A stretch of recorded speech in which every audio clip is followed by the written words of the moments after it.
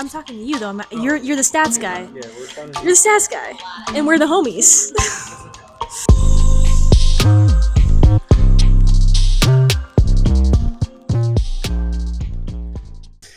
What is up, homies? We are back with all three of the stats homies for like maybe the second time ever.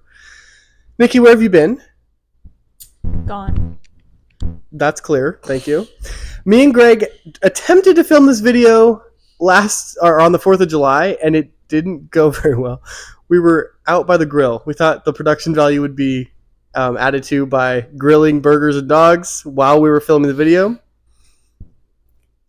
You can tell by the fact that we're filming it a second time how well that went. So here we go. But we're here to talk about America's pastime. Ask me your question. Greg, what was your favorite and best sport in high school? You want me to say baseball? I want you to say baseball. So baseball. How many home runs did you hit your senior year? Senior year, 0. Junior year? In school ball, I wasn't good, but in travel ball, I was good. Okay, travel ball. How many home runs your junior year? That's all I care about. Can I include that summer? Yes. Oh, like 12.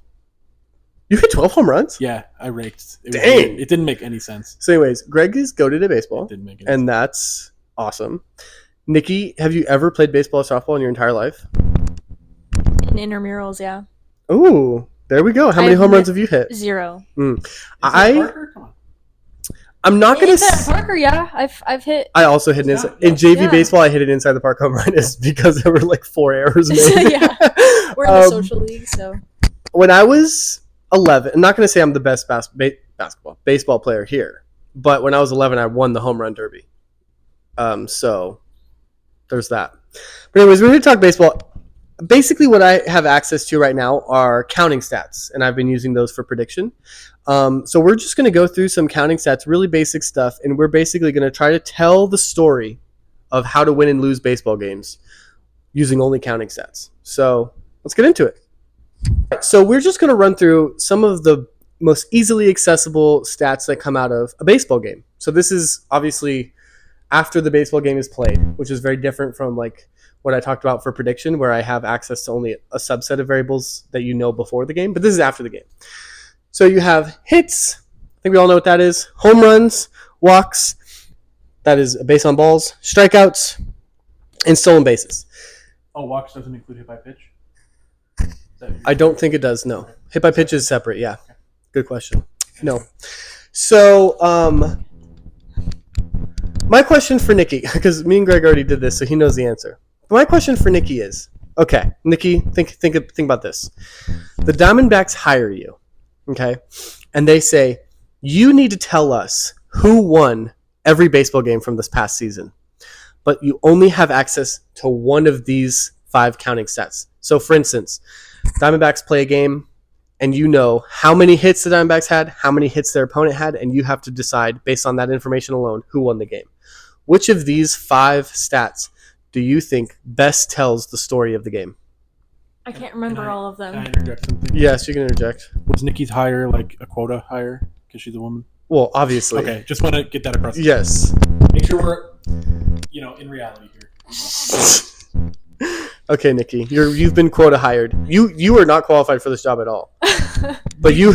I just need the diversity check. You could argue it's qualified. You could argue I'm overqualified. Yeah. They don't like stats people. Anyways, go. So hits, strikeouts, home runs, walks, home runs, stolen bases. Stolen bases. Yeah. Obviously hits.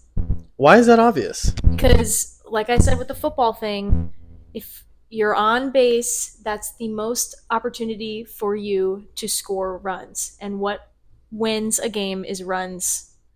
How many runs people? So if someone's on the base and there's 11 times, the chances of you scoring at least, half of those is probably higher than strikeouts, walks, home runs, all that stuff. Yeah, Greg wants to say something.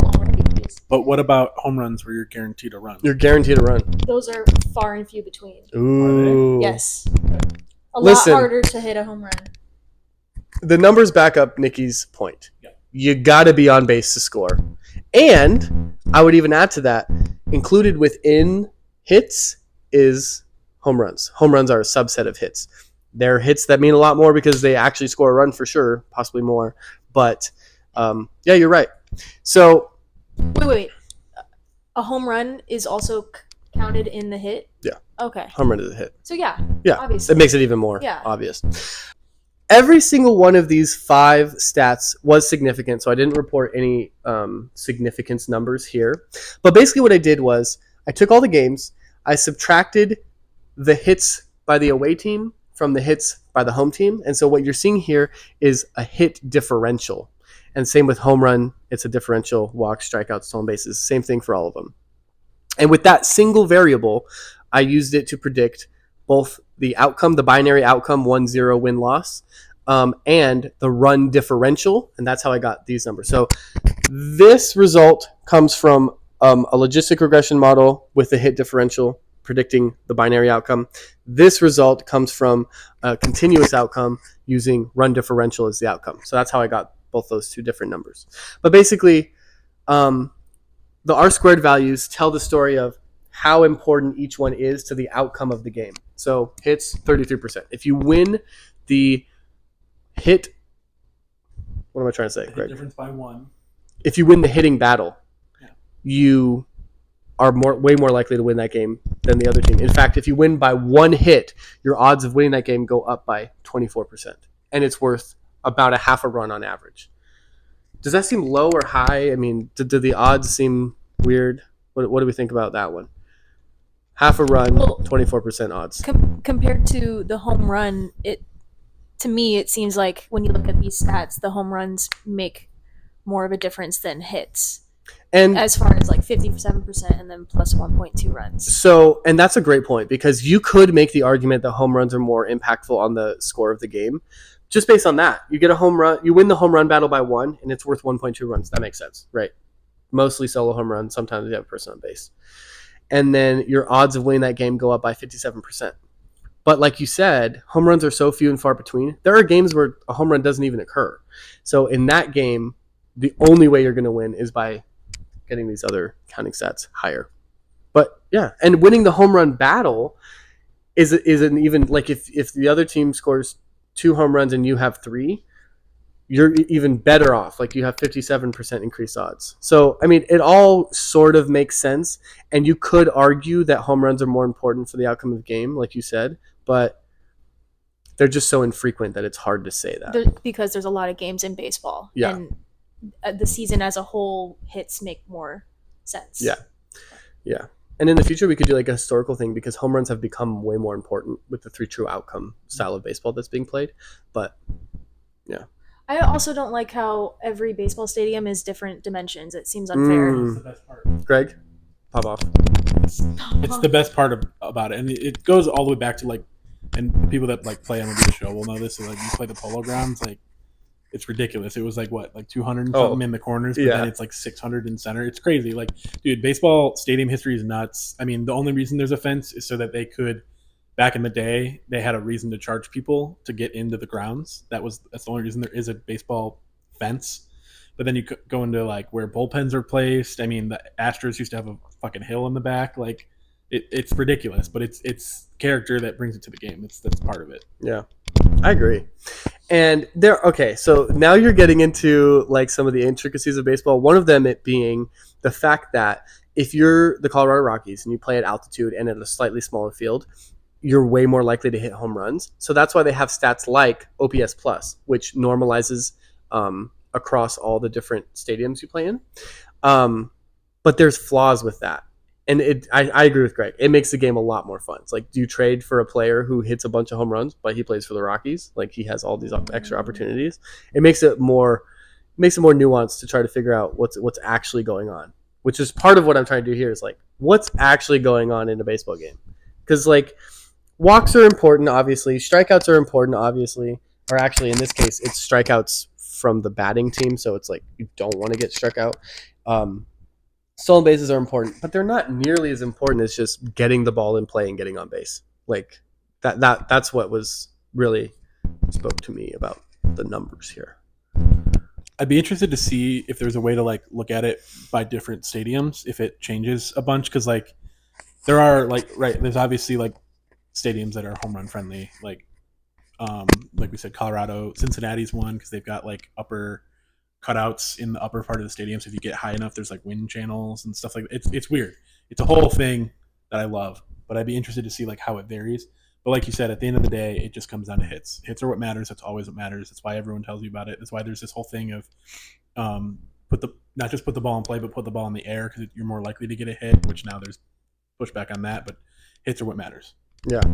Okay, so then I wanted to give you one last scenario and then we could talk through. Okay, so when you crunch the numbers, let's say a team does all the little things right. You steal an extra base, right? You have one more base stolen than the other team. You take one less strikeout than the other team. And one of your guys gets a walk, so you have one more walk than the other team. You add up all the expected run totals from that and all the expected odds, and you arrive at something that is less than a single home run. So like, let's say you did all those things and then the other team hits a home run and they still win the game. Is it even worth trying to achieve these things when getting hits and home runs is so much more important? What do we think? I would argue, yes, obviously, for all those coaches out there that are watching. Who's watching? Exactly. Not you. You don't even watch coaches. the videos, Nikki. Duh. And we talked about this on the first take off camera or on camera, but whatever. Like walks, I was kind of surprised at first aren't like they're still really important, right? Because it's a base runner, but then you have to consider double plays and like getting cheaper outs, right? So there's other things that go into it, but I think at any point when you can put the defense in a position where it is harder to keep you from scoring, yes, that's still important, but a home run trumps all. It bails it out. Like it's nothing you can do other than make your pitches. And even if you make your pitch, you can still get taken deep. Yeah, definitely. But I think adding all those three up, it still adds up to a home run. So like if you get two more of each on the team, then that's more than one home run. And say the other team doesn't even score a home run or hit a home run. Sorry.